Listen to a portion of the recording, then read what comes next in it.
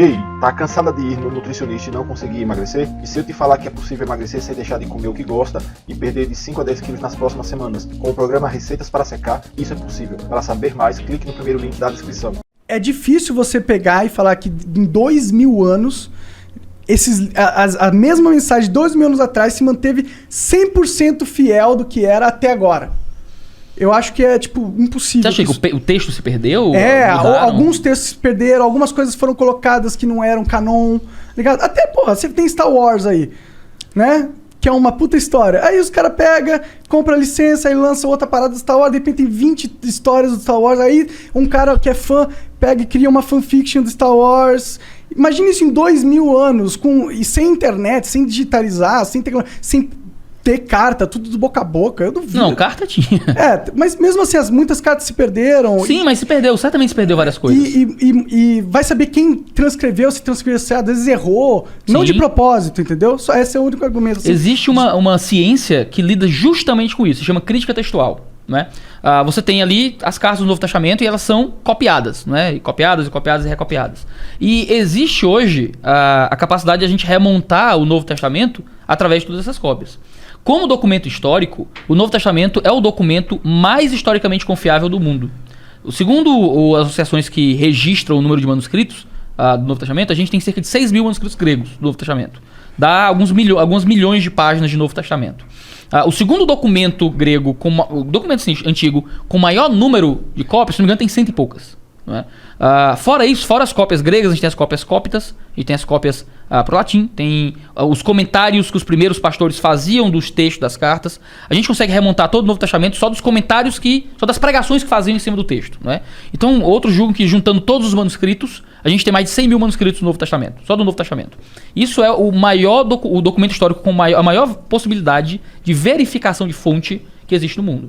Então, quando diz, esses manuscritos existem. Existem. Tem uma instituição americana que está digitalizando todos eles. Eles são meio espalhados pelo mundo, em bibliotecas diferentes. E hoje em dia você acessa vários deles na internet. Da hora isso. Então eu entro, olho lá e tal, e confiro. Existem diferenças entre alguns manuscritos. Tu diz, mas o cara copiou errado. E sim, você pega os manuscritos e um pulou uma palavra que o outro não tem. Tá, um escreveu uma palavra errado. Um tentou corrigir um negócio que ele achou que estava meio errado e botou assim. Só que a gente tem tanta cópia que é fácil averiguar qual é o texto original. Entendi. Cara, olha só, é coisa de Deus isso aqui, viu? Foi o Senhor Jesus. Eu trouxe um livro pra vocês aqui, eu vou dar já. Tá. Certo? Até esqueci, eu botei aqui do lado aqui, esqueci completamente. Mas eu trouxe a malinha que eu coloco nas coisas do trabalho, sabe?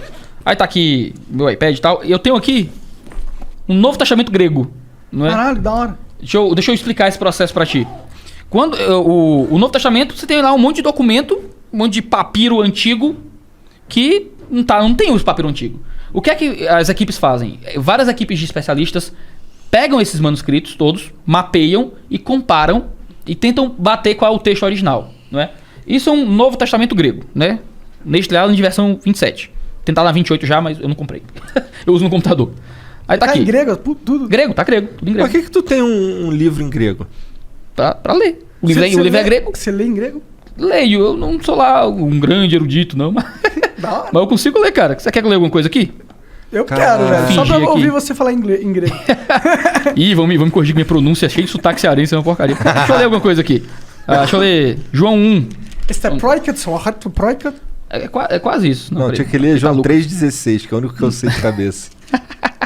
É que tá ruim de achar aqui. Deixa eu achar aqui. Porque não tem coisinha. Tá aqui. Kata Johannes. Eu gosto. João 1. Enache en hologos kai hologos en prostonteon kai theos en hologos. Foi o que eu disse? Tem 3 logos aí. Logos. Tem 3 logos, né? O filho do Pai e do filho do Espírito Santo também. Não. Enarche é no princípio, não é? Enarche en hologos é no princípio estava o logos. Estava o verbo. É inclusive um conceito bem interessante. Bem grego até. Bem grego, que o João se apropria para explicar. É muito legal. Aí ele diz kai é o i, né? Kai hologos, né? E o logos en prostonteon, né? E o logos estava com Deus. Então, no princípio havia o Logos e o Logos estava com Deus. Kai theos en ho Logos e o Deus era o Logos, né? E o Logos era Deus. Então é justamente a ideia de que você tem o filho, que o filho era Deus e estava com Deus, que já é o Deus começo. É do Logos, né? É? Que o Logos vem de lógica, não vem? Vem de lógica também. Mas o conceito de princípio, eu vou fechar os parênteses que a gente tá Tá bom, abrindo. desculpa. Eu lembro de todos, não se preocupe. Que bom que você não é maconheiro. Se eu entrar nesse mundo aí, ferrou. Fudeu, não entra. Cara, vou botar o pé em cima da mesa e pau no cu de quem não gosta. Pode pôr, cara. Você tá na sua casa, você fala o que você quiser. Finge que tá em casa. Não, eu tô em casa. Como é que eu finjo que tô em casa? Seu bosta. Então o que acontece? O conceito grego de arre e de logos, né, são dois conceitos de o princípio de todas as coisas, e o logos é um conceito da filosofia grega pré-socrática, de que o logos, Heráclito vai dizer que o mundo ele tem um início no fogo e termina no fogo, né, a arre de tudo, a arche, e o logos era o que impedia que tudo virasse caos, né? Era essa energia, digamos assim. E olha só, é bem a tua visão das coisas, assim, existe uma energia que dá ordem para as coisas. Isso é muito pré-socrático, né? Porque como os pré-socráticos estavam brigando sobre arqueado, a gente veio da água, a gente veio disso aqui, veio da terra, a matéria e tal, e o Heráclito falava do fogo. Quando em Éfeso os estoicos começam a evocar de volta a ideia do logos, até Fílon de Alexandria vai falar muito sobre o logos da perspectiva judaica, João escreve o evangelho dele nessa ascensão a partir de Éfeso, que era onde estava voltando essa ideia. Então o livro não tinha capa, não era um livro, né? Era um rolo que não tinha sobre o que é esse rolo. O cara abre e tem Enarre Logos, que é um tratado de filosofia pré-socrática. Vamos ler, né? Ele vai dizer, tinha esse logos, que é essa energia, mas esse logo é Deus. Esse logo estava com Deus, ele criou todas as coisas, tudo veio dele e tal, e ele virou homem e andou entre nós, não é? E ele usa a tua ideia para dizer, ó, esse Deus aí impessoal que tá dizendo, cara, ele virou homem e andou entre nós como Cristo Jesus, sabe? E é muito legal essa ideia que João vai usar um pressuposto da filosofia para poder trazer as pessoas para um ponto comum dele. Né? Olha aqui onde é que a gente está. Né? Na verdade, a gente tem Jesus que é Deus, que é esse Senhor que coordena e dá ordem para todas as coisas. Eu não acho que...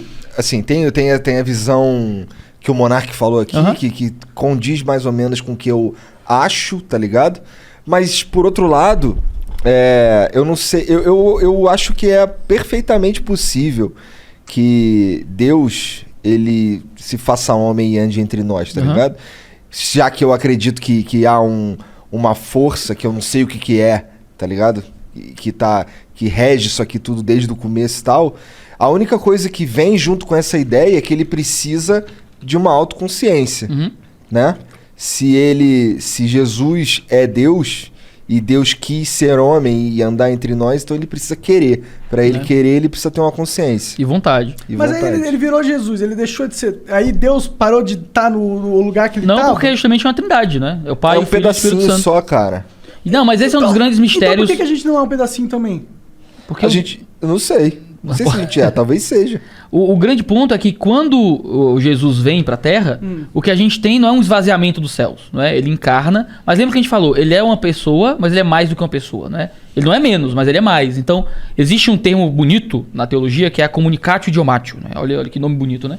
Que fala justamente da ideia de que o Jesus não saiu dos céus quando virou homem, não é? Porque ele era Deus, então ele continuou presente ainda de alguma forma nesse grande mistério da encarnação. Que a gente está lidando com o transcendente, não é? Com o Deus eterno, que é uma complexidade que a gente nunca vai entender em sua totalidade, mas que existem verdades nas quais a gente pode confiar a partir da revelação. Não é? De que ele virou homem, Deus Pai estava lá, o Deus Filho encarnou aqui diante de nós, morreu na cruz e foi assunto aos céus novamente e tal. Né? Então não ficou vazio no céu, algo parecido. E se Jesus... Vou viajar, hein? Consegue segurar essa um segundo? Vai. Eu queria só terminar porque é que eu peguei isso aqui, não foi só pra me mostrar no grego não. Certo? Se tu pegar não? Um pouquinho, talvez. Mas a gente tem... aqui embaixo, se você reparar... O pessoal da câmera consegue ver aí? Sei lá. Pô, eu não consigo enxergar. Dá pra ver daí? Sim, dá pra ver? Só não dá pra ler. Não, aqui em cima tem um texto grego, né? E aqui embaixo tem umas notinhas de rodapé, tá vendo?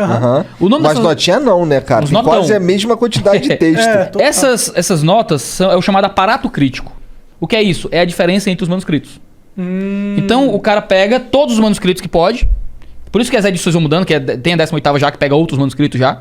Os eruditos juntam tudo, colocam o texto aqui em cima, e as diferenças entre os manuscritos vão pro rodapé. Então eles, tem isso aqui, mas no papiro tal, tem isso aqui. No papiro tal, tem esse negócio aqui e tal. A gente consegue remontar... Tá escrito em que língua ali embaixo, nas notas? Cara, é uma língua técnica, não tem língua não. Tem tipo um dicionáriozinho que você tem que descobrir pra entender o que é cada símbolo, que é meio complexo e tal.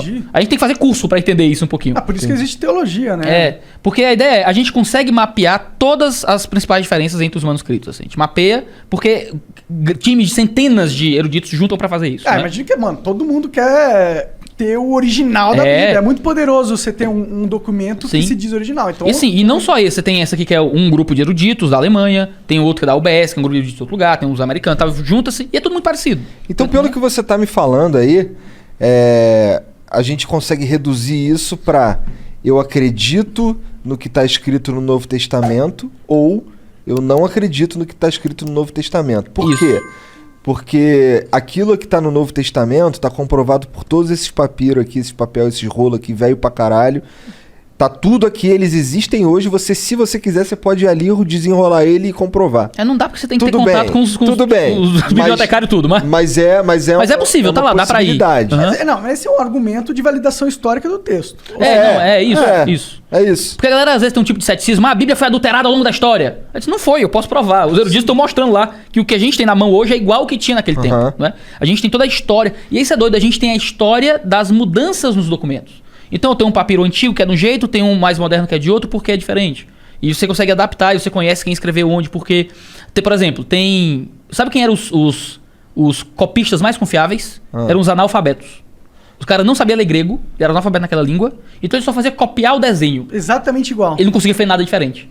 Os papiros que tinham algumas mudanças eram de que quem estava copiando geralmente sabia alguma coisa. Dizia, rapaz, esse negócio que talvez não seja assim, hein? Aí ele trocava um pronome pelo nome de Deus... Trocava uma coisa que parecia que estava errada, ele tentava dar uma corrigida, mas não estava. O cara tentava, às vezes, mexer no texto. E tem muitos erros de falha humana, o cara pula uma palavra, copiando, o cara repete uma palavra, o cara copia um rei, bota outra letra no lugar e tal. Então, você consegue mapear essas falhas, entender, né, e conseguir chegar num consenso.